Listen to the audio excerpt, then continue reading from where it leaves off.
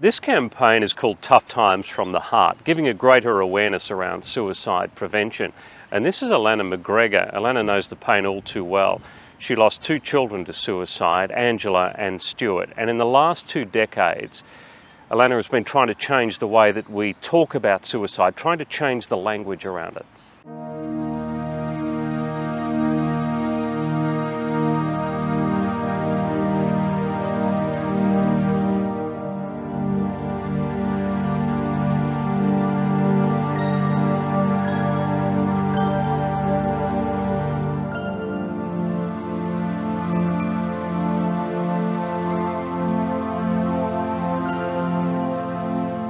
How do you feel about talking about this? You know, it's been 20 years now.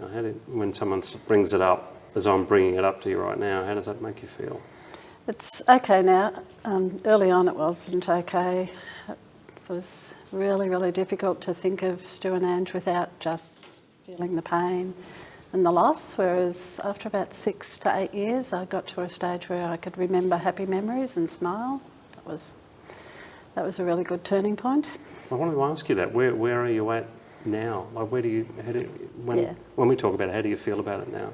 Accepted and using it for a better life for others. There is a certain kind of pain that seems to come along with suicides for the families and the people who love them. It is just probably one of the reasons why there's been a bit of stigma around suicide for so long, because the pain's unique, isn't it? Yeah, there's a lot of guilt and questions that wouldn't come with another type of death. Yeah. How do we change that conversation then? Because how do you want people to start talking about it now? Don't be afraid. It's quite daunting to go up to someone and say to them, I'm sorry about your loss, or do you want to talk to me about it? But that's what those people want. They want you to say the name of their loved one and to talk about them, and don't be afraid to do that. When you lost Stuart and Angela, you had people that would avoid you. Definitely, yeah. We lost some really good friends in a way that they knew. Do people find it a little confronting when you talk to them about it in such a straight... Early on, definitely, because I wasn't very subtle about it. I was quite in your face about it, and I've learned to be a bit nicer. But yes, people who would say to me, oh, how are you doing? And I'd sort of like, well, I'm okay, thanks. She lied. Like, how do you think I'm doing? This is in the early weeks. Like, just platitudes, so really hurtful. And that does come through that stigma. Not knowing what to say. And the fear and the stigma, and the dirty little secret feeling behind it, isn't there? Because Stu and Ange died a month apart, and people gossiped. It was really awful gossip, and that was, I used to say, forgive them for they know not what they do. And there was a little sarcasm in me saying that, but it was also trying to make some sense of why they were gossiping like they were about us. Not everybody's good at responding to that, are they? When I talk to people at functions, I always say about asking the question, don't be afraid to use the word suicide. Do you think you're suicidal? Are you thinking? Have you made a plan? But before you ask, make sure you're prepared for the answer, because you have to know what to say if you get a yes. Yeah.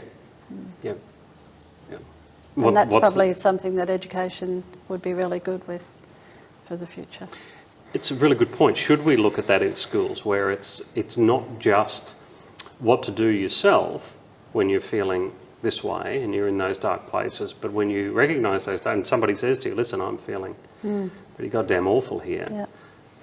Yeah, again, my granddaughter has done that with some of her friends. She's recognised and she said, do you want me to get my gran to talk to you, or she will help you talk to your mum about it? And so she's learned from that experience that she's lived, but she is an absolute wonderful advocate in that area.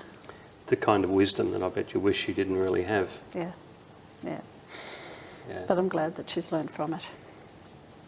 That's what it's about, isn't it? Is that if we can pick up little tips along the way, things to recognise, things to say, the approach to take. We can really, we're not talking about this. We're not sitting here, talking about it as an academic exercise, are we? We're No, talking it's about real. actually saving Yeah. some lives. And even if somebody's not suicidal, helping them to feel better and not be so sad or stressed or anxious all the time.